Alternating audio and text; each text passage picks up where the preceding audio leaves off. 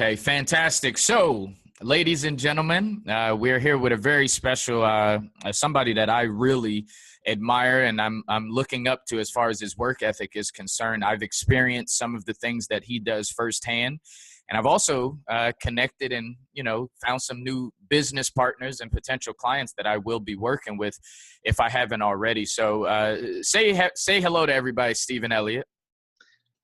Very pleased to be here. Thank you for having me on your show, Demetrius. I'm looking forward to having a little conversation with you today about my philosophy of giving in order to get. Yeah, and it's funny that you said that. I was looking on your website, Fathom Realty, and I saw you had a scripture up there. You said Matthew 20:26, which is whoever wants to be great must be a servant.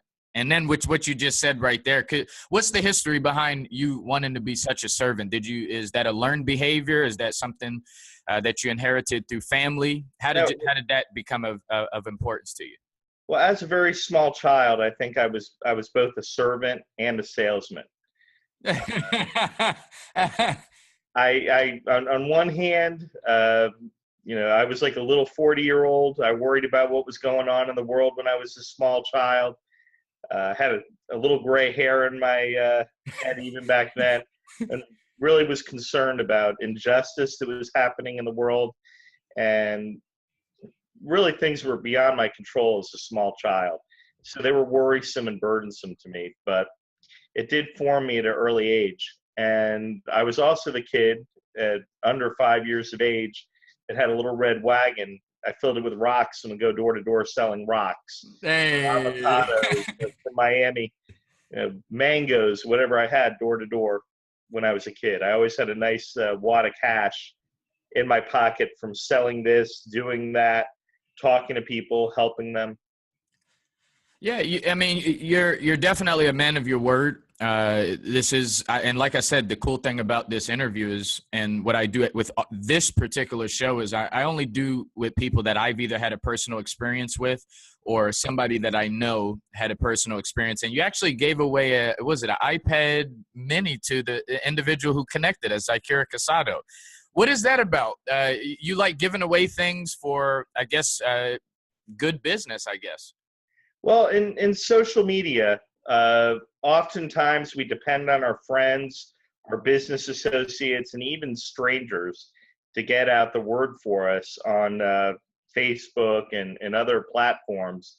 And we really don't give them a value proposition. So I feel that in order to give, in order to get, you have to give. So I always put up something of value, whether that be a meme with a success story, or an article that I might write that'll help other people, or a call to action for a charity. And yes, sometimes I'll give away an iPad, a check for $1,000, a gift certificate to a local restaurant to motivate people to share. And frankly, after you do that for a while and people see you're about giving and you're willing to pay the check like you're supposed to do, then frequently and most of the time, if you post something, people are going to share it anyway. I get a lot of engagement on social media.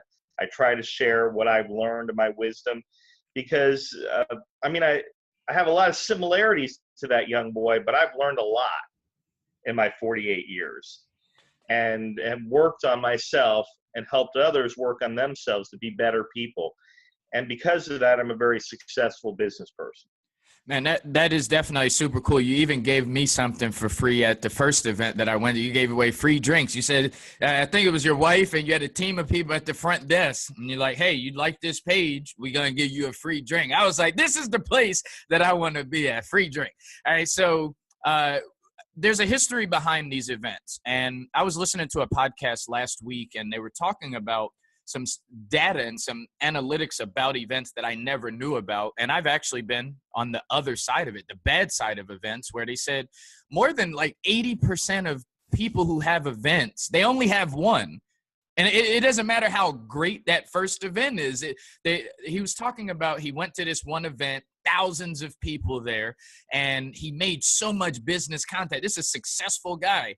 And they're supposed to have him like every quarter. But it's been like 3 or 4 years, he said, and they're always emailing the people like, hey, when is the next one? And he said that he started doing research on people who have events, and 80% of them only have one event.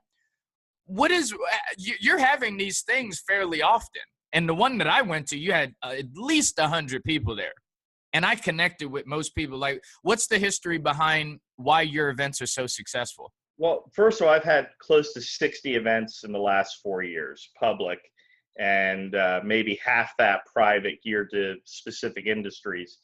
But there's a little history behind my event. Yeah, tell us about that, Steve, because we want to know the secret sauce. Yeah, I mean, I don't know if I'll give you all the secret sauce. I'll give you a little bit of the secret sauce.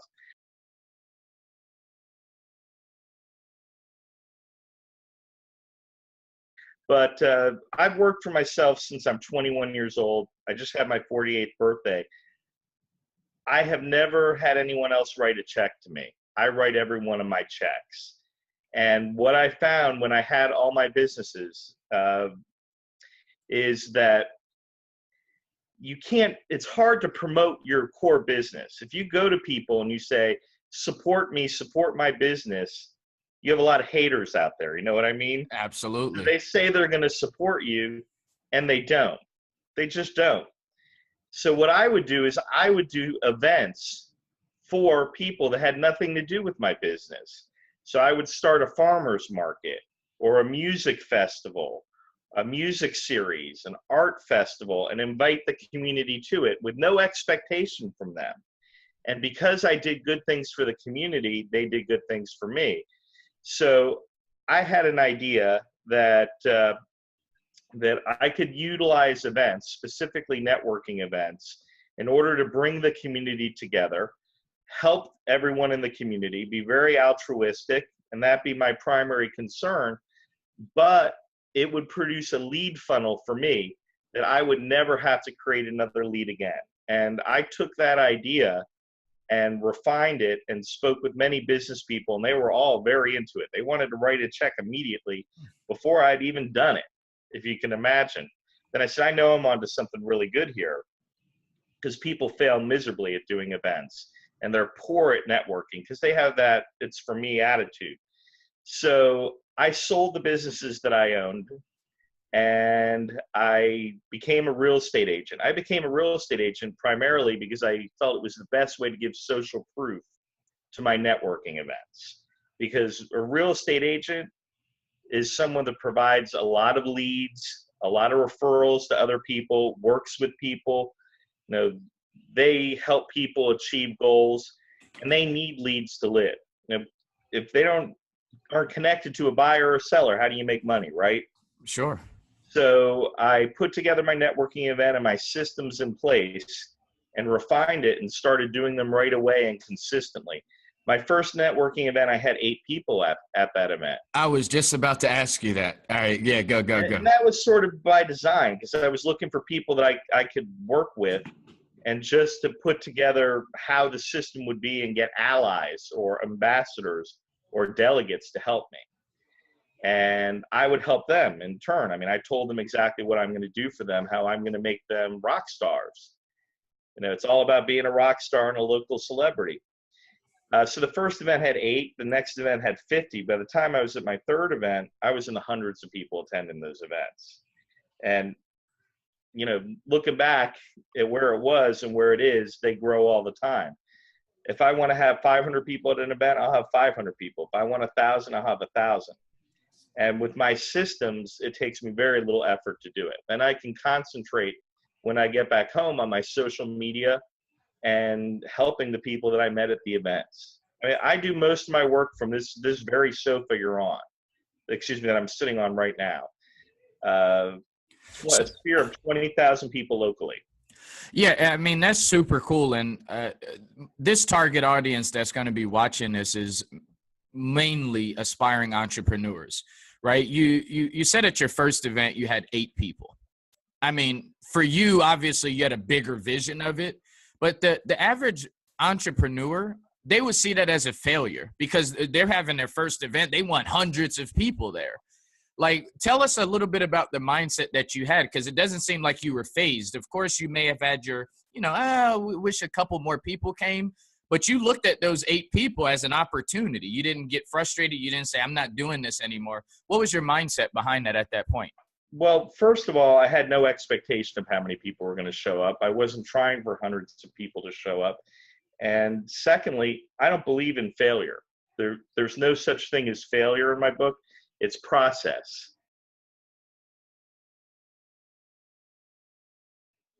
So if you've never done something before, the best thing you can do is attempt to do it and learn. People ask me all the time, well, how do you do something? And I say, you do it. There's no. Now, I happen to not be a person that can sit in a classroom and have someone talk at me, or have a speaker talk to me, or utilize a coach. I'm basically unteachable and incorrigible. Now, because of that, having that attitude, it makes me figure out how to do things on my own. I'm a true out-of-the-box thinker. So everything I do is within my control, and it's unique. And that's what I encourage the listeners to do. Don't think in terms of failure. It's a process. It's steps towards your ultimate goal. And people think it looks like a straight staircase up. It's an up and down and up and down and up and down. But there's no failure there. All right. So I also want to, what part, I see your wife everywhere, and sometimes people say, she's my better half, or it's my other half, or, she's my strength, weakness, et cetera, et cetera. Your wife seems to be a little bit involved in this. What part would you say marriage, and your marriage specifically, plays in the success of where you're at right now? Well, my wife is a true partner in my business. And, I've hired employees for decades now. And what I found, the way I'm successful with employees, and in this case with my wife, who's a partner, is I find out what she likes to do and what she's good at. And that's what I encourage her to do. When you try to force people to do things they don't want to do, guess what's going to happen? You're not going to have maximum results. So I have a very busy schedule. I run multiple businesses. I do consulting. I do coaching. I know you talk all the time about multiple streams of income. Sure. I live that. So whatever needs to be done that I may not be able to do, she's right there to pick up the slack. Also, she's a very capable person, extremely intelligent, as very attractive. She thinks out of the box, and she finds systems that we can put in place to maintain a calendar where I may take several hundred phone calls in a day, emails, multiple lunches in a day with different people. It's very important to have someone in your life that supports you. If it was the opposite, I don't know how successful the business would be. We'd certainly be successful, but not nearly as successful as we are now. All right. And that brings me to another thing. You just was talking about multiple streams of income. That seems to be kind of like a fad. I know Mark Cuban, he likes to label it. There's a lot of entrepreneurs out there. So that's the new term everybody's throwing around. I do believe in multiple streams of income. I believe every successful entrepreneur should and does do that. However, I'm not necessarily for having multiple streams of income before you master at least one skill set. What is your take on that? Because I see a lot of entrepreneurs, at least in my perspective that I work with, trying to tackle so many different things before they even become great at one. How was that for you? I would say that, yeah, go ahead. I would say all your businesses and your opportunities, they have to be complementary to one another.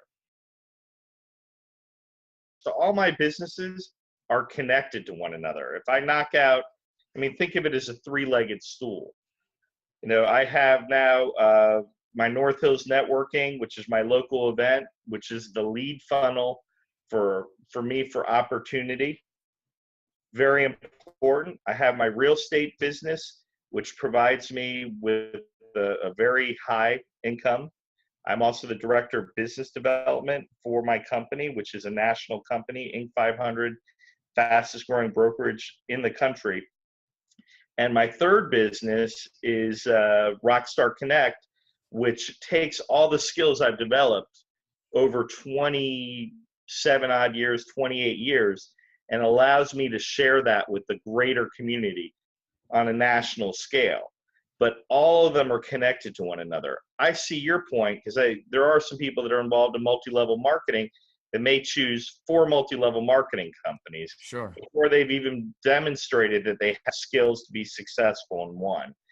And I would be skeptical of someone who says, hey, well, I'm doing badly in this one, it's because of the product. When there's other people that are doing very well with that, so I'm going to try another plan. Because those plans, it's direct sales, they're all very similar to one another. Sure. So if you're a failure in one, you'll probably be a failure in 3. I mean, I just said the F word. But you're not going to accomplish the goals that you want to have. I'm not a job kind of person. Some people, they're job people. Other people are entrepreneurs. Entrepreneurs, you just have to be in a state of action and consistently doing. Now, my wife says to me, she's never met someone as self-motivated as myself. I mean, I have 2 offices, but I go into them maybe once a year. I sit mostly at home and get my work done. And I get up in the morning and I work all day long. I can put in an 18-hour day on a regular basis, which is a lot for a middle-aged man. But it shows that I'm going to keep on working and helping other people in order to succeed. Does that make sense? Yeah, absolutely. And, the one thing that I really thought was different about you was that you're actually really involved in these networking events. And I'll never forget this moment. And it separated every networking event I've ever been to when I went to yours, the North Hills Networking Group. It was you're connecting people. Like literally, I'll never forget. You was talking. I told you I had an Inner Success Radio podcast talking about health, wealth, and inspiration. And this was after I first met you for the first time. We talked for a little bit. I left you and started connecting with other people. And all of a sudden, I'm seeing you come out of nowhere with somebody else connecting me with somebody that was interested to being on a podcast.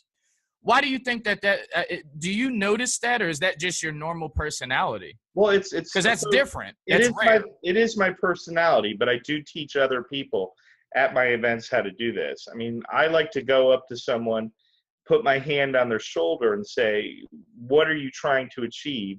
And how can I help you achieve it? In other words, why are you here at this event? And they're going to tell me the why. And then I'm going to supply the how. I'll connect them with other people that are there at the event, or later on through social media. I mean, right now I have my social media turned off, but you'll be hearing little ding, ding, ding of people that are asking me to help support their charity, get the word out about an event, make a recommendation for a physician, a lawyer, an accountant, ask my advice on their business. That's one of my strong skill sets, is looking at someone's business from the inside out. And helping them figure out what they might do better to improve their business. That's awesome. And with maybe not so much right now, but growing up, who's a intricate, I guess, entrepreneur that you really, I guess, learned from, maybe emulated, or just had a great deal of respect for? Well, my grandfather on my mother's side had a very large impact on me. He was a great success, not necessarily monetarily, although he did very well and always lived like a millionaire. Believe me, he had the style, he had everything going on, but he helped his community so much. He kept a 24/7 household where people could come and speak to him for advice anytime. And just like me, he would sit on the sofa and people would come and ask his advice. And he said, I think you should try this, or you should do that. He would assist them in things that they needed to get done.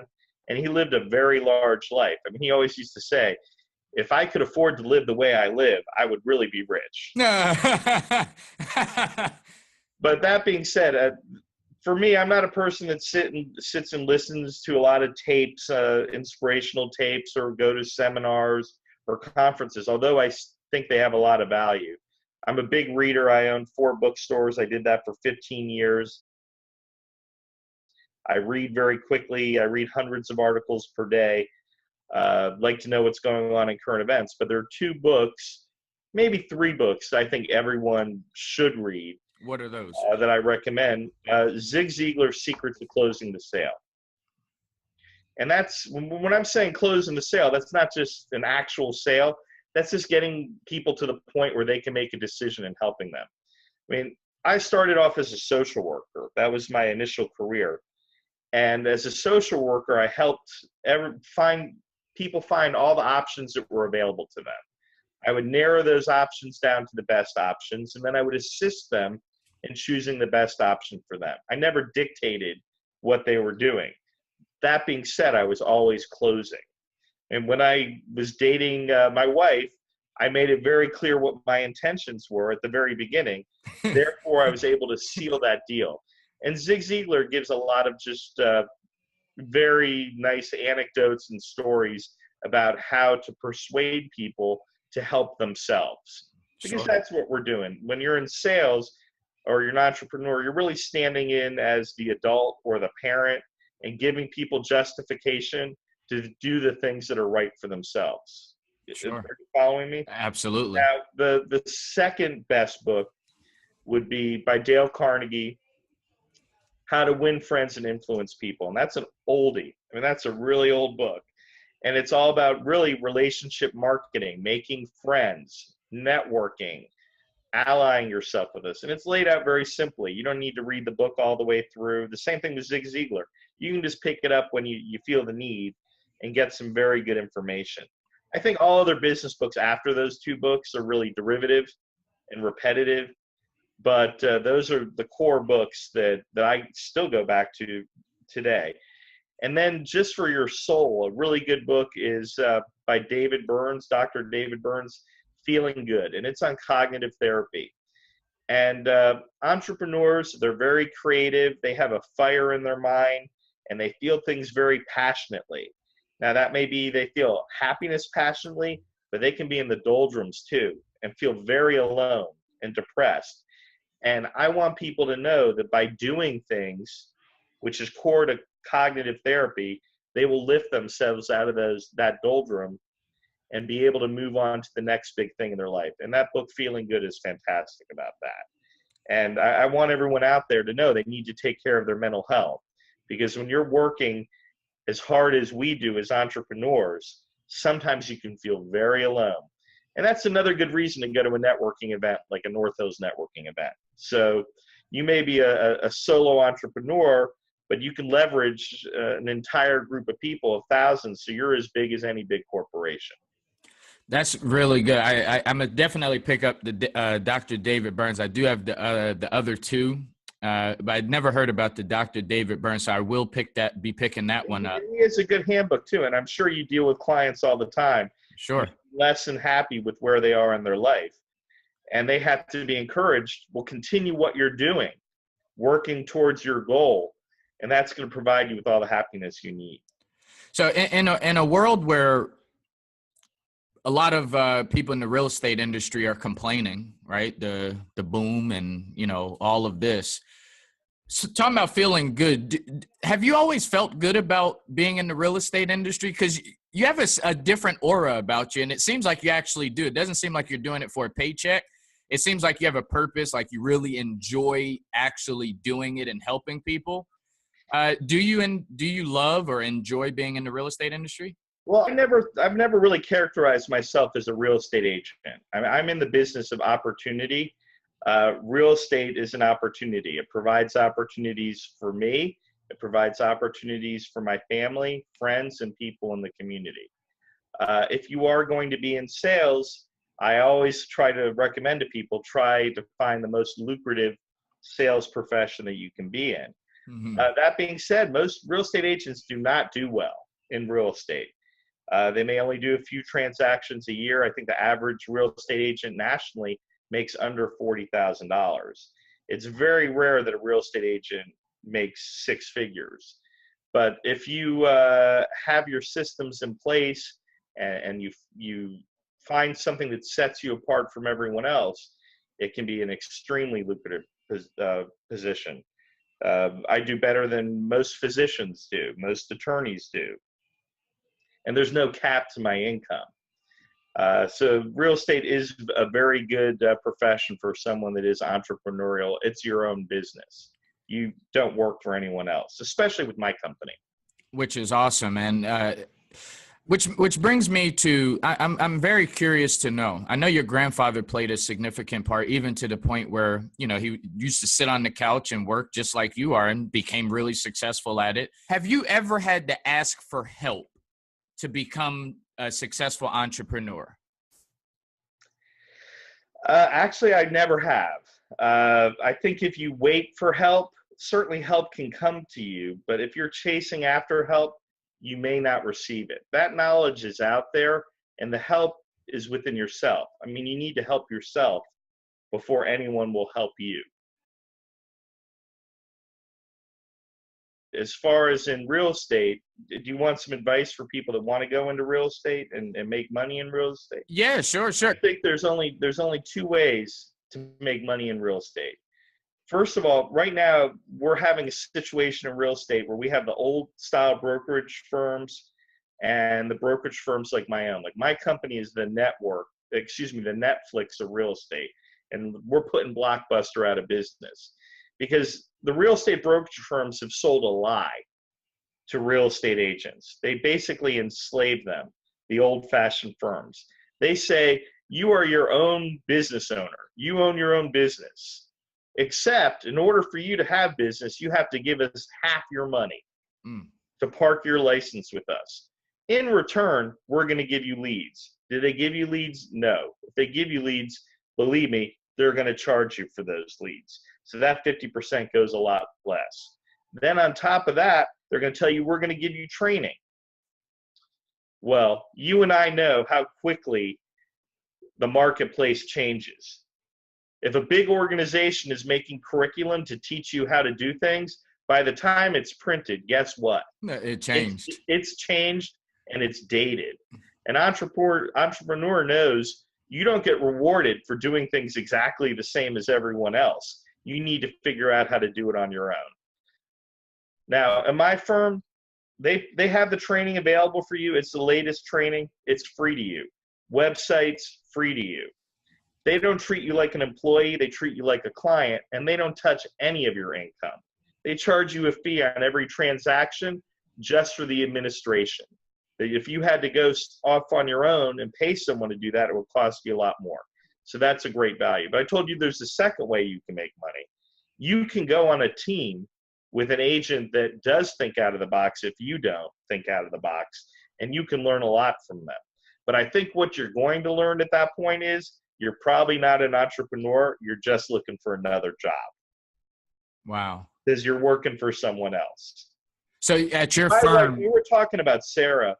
You know, there's nothing that Sarah feels she cannot do at all.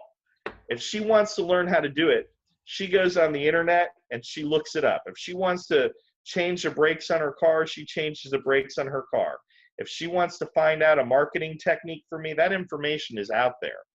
The internet has blown everything up. I mean, someone can utilize a coach that can help them to achieve the goals that they have set for themselves. And this is a totally different era. And there's no loyalty from the big businesses to us. Now, a lot of people will be critical of me and say, well, not everybody can be an entrepreneur. Well, be critical of me. That's fine, because I agree with that. Some people were made to have a job. Unfortunately, I think we're very close to not having jobs anymore. Then what are you going to do? And that's how we started, right? Wasn't everybody in the beginning entrepreneurs in a sense? Well, I mean, the person who made the wheel, yeah, the person who found fire, they were definitely entrepreneurs. But I really think people have a mentality that they want to know there's a check. Excuse me. They want to know there's a check at the end of the week. They want someone to give them a check. They go into their job at 9 o'clock. They finish all their work by 12, and then they pretend to work between 12 and 5.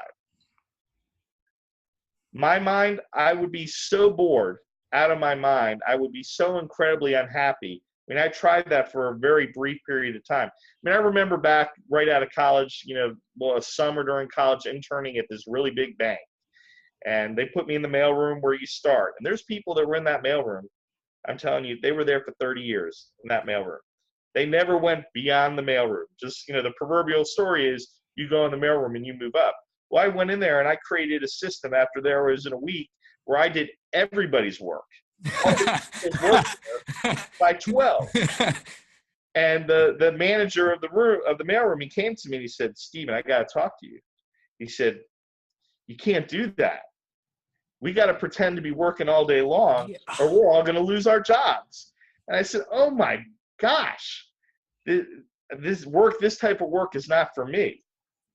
I want my work to be productive all day long. I work all day long and I conserve my time. My time is very valuable. I mean, being on this show, it's important to me because I can share this information with your listeners. But this every minute that you and I speak is money from you and money from me that we're giving to your listeners." And they got to figure out how to monetize it, right? Well, I mean, they need to take what we gave them and use that to monetize it and say, basically, the only thing you have is your time and your labor. Really, all you have is your time. So you're either selling your time or you're buying back your time, right? Some people, while I'm polishing my diamonds while other people are mowing their lawns. My time's too valuable to mow my lawn. Now, mind you, if I enjoyed mowing my lawn and it gave me a lot of pleasure, I would do it. Otherwise, I'm going to pay someone else to do it. And that's good advice for an entrepreneur. If you can find other ways to save your time, do it. I mean, Uber is a fantastic thing. Yeah. Uber gives all these people, I meet all these people that have jobs that do Uber, and they're being entrepreneurs by doing that. But for me, as a time saver, I can sit in the back of the Uber for very little money, and they'll drive me someplace, and I'm making money while I'm in the back of that car. I've sold programs to Uber drivers while I'm driving in that Uber. I sold one program, it'll pay for 100 Uber rides. That's incredible, man. That's a true entrepreneur. And on the first series of this show, we had a gentleman named Santos Gonzalez, and he started this huge company called Mainstream. It's the Mainstream app. Somebody on the move like yourself, you may want to look into it. It's like the Uber of beauty services. But this company, like it's really, really a big deal. He picked up like $350,000 to get it kicked, and it's really doing really big. So it is mainstream, but you was just talking about Uber, so I wanted to throw that out there.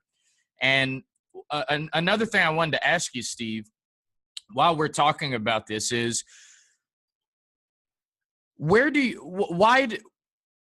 if someone's working at your firm, okay, what is the big difference between working at your firm? Is it you mentioned a little bit that they have kind of a sense of freedom. Is that really real, or is that just a sales pitch that you're throwing out there? Do people really have? It's 100% real freedom. 100% real freedom. Tell us a little bit about this freedom. Well, I mean, in the firm I was in before, and I don't need to mention their name, they determine how much you charge for your services because they wanted half of that money, right? They would always say to you, "Don't discount your value." And I'm thinking, yeah, I can't help my clients, but you're going to take 50% of my money and give it to yourself.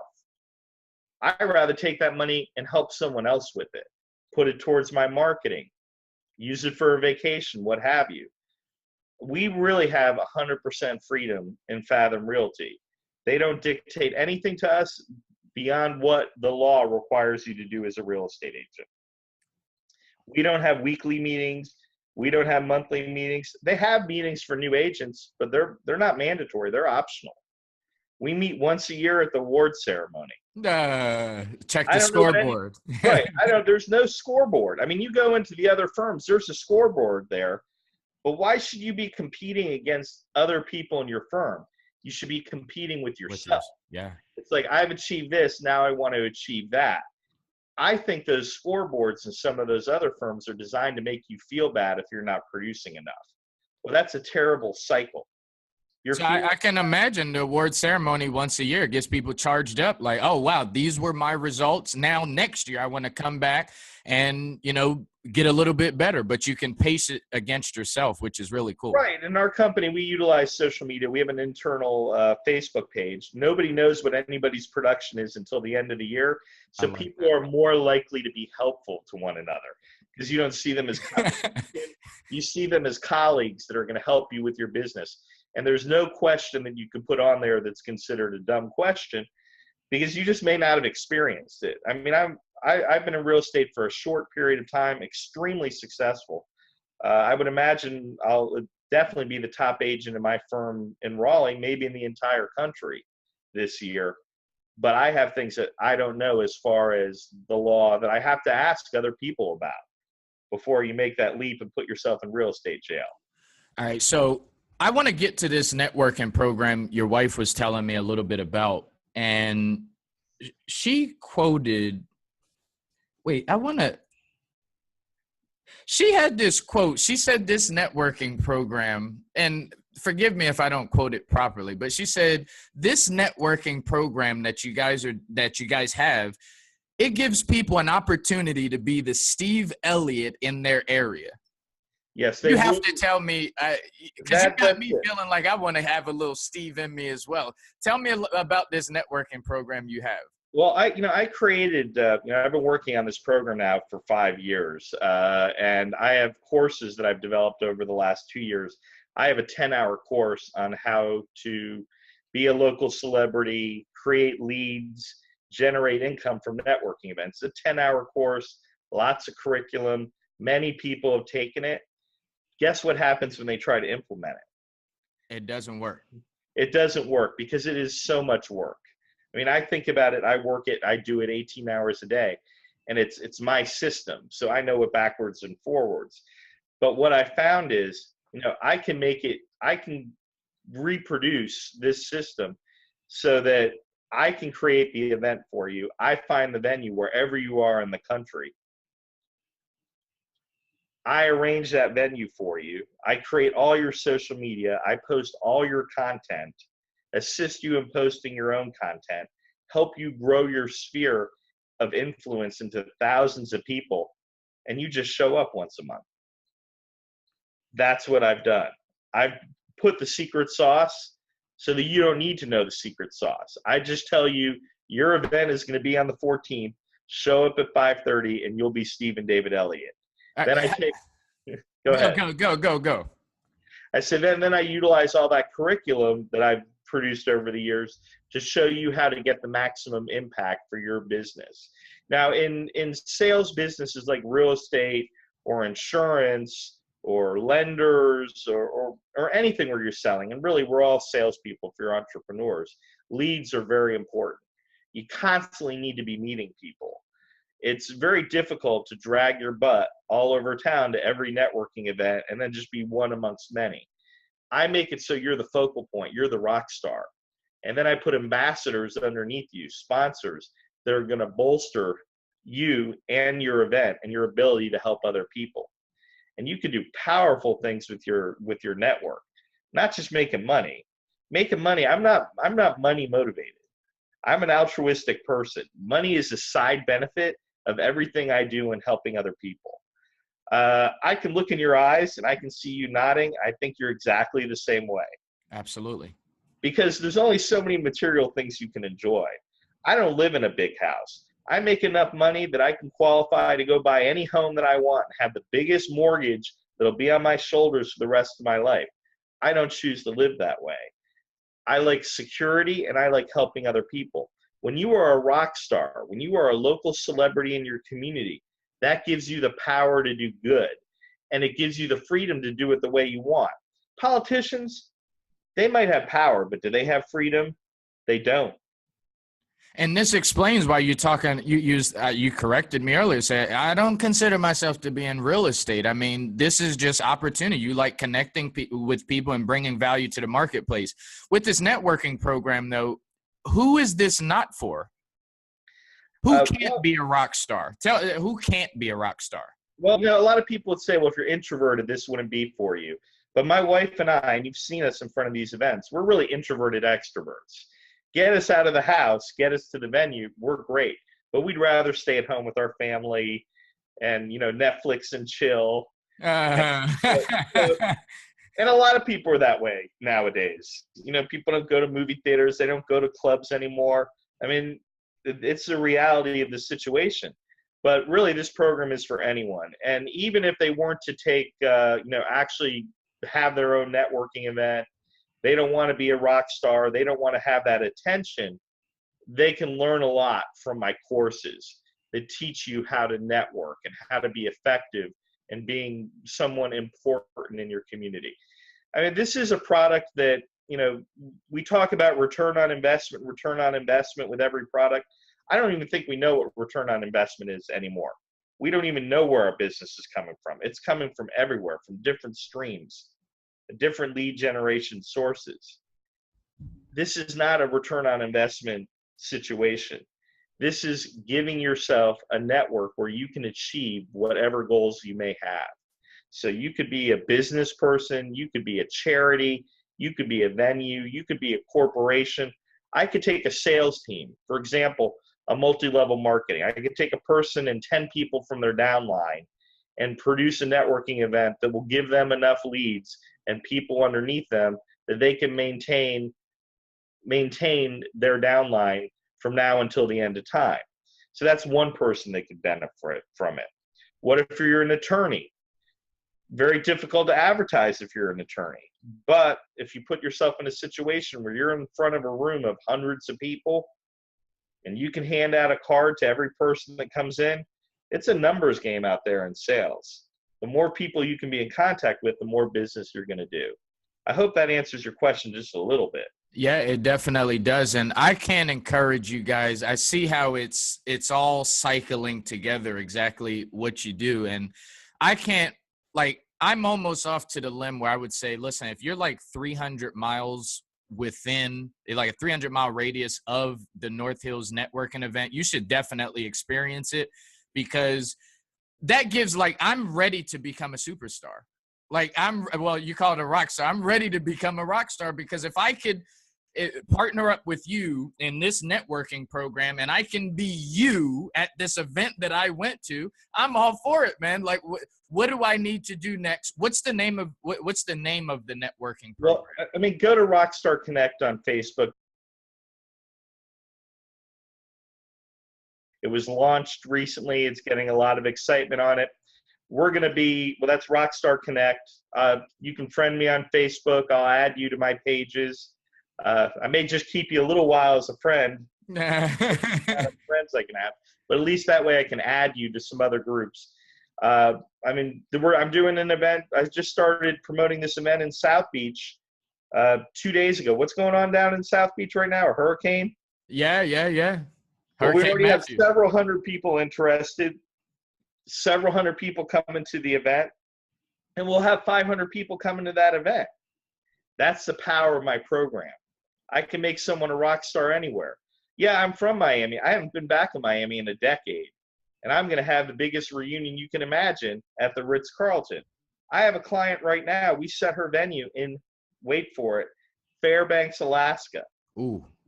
She's going to have a networking event in a month in Fairbanks, Alaska.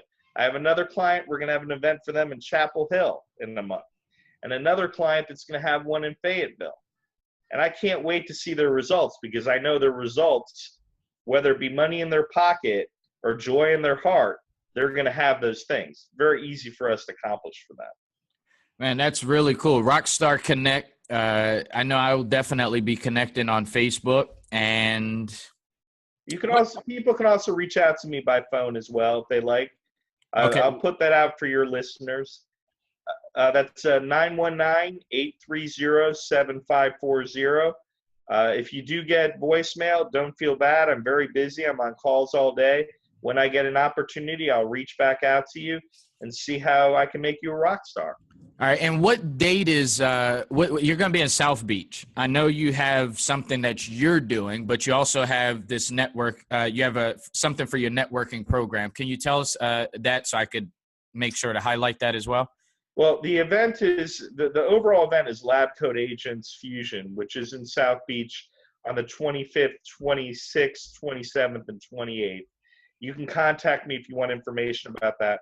The best real estate agents in the country will be going to that event.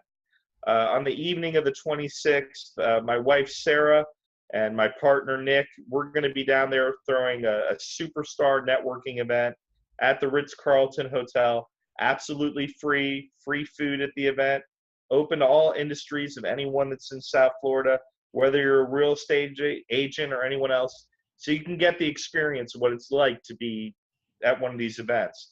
The following day at the conference, I will be speaking to Samantha DiBianchi from Bravo TV, $1 Million Listing.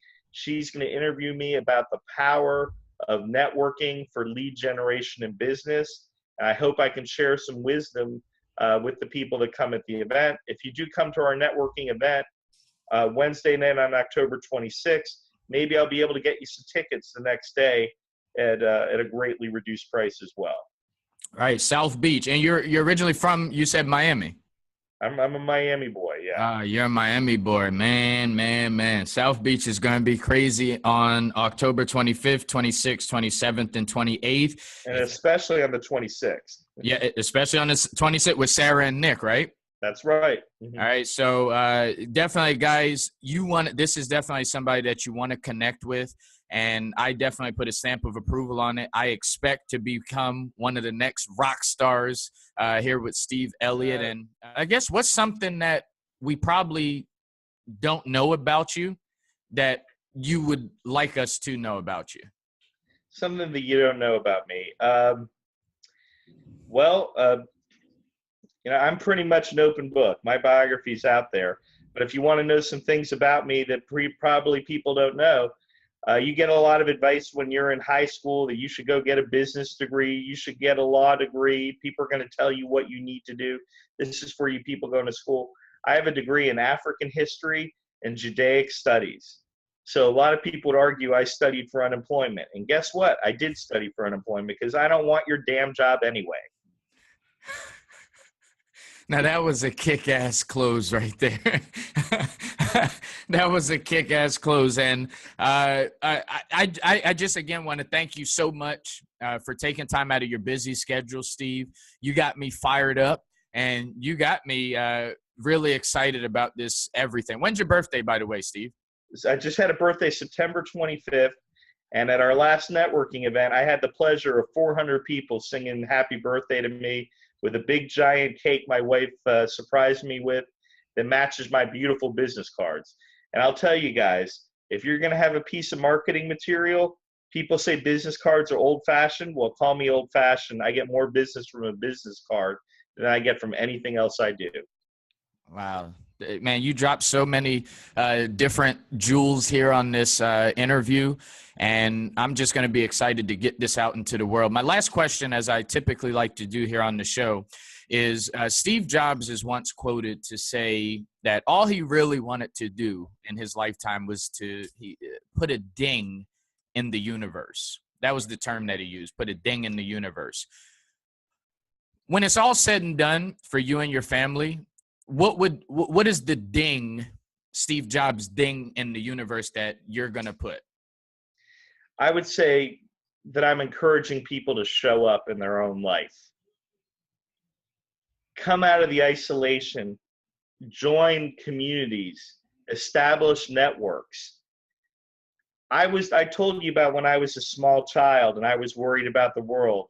I was worried because I felt like I couldn't do anything about it. I know that I can impact everybody who's within an arm's swing of me. And I mean, I'm tearing up right now.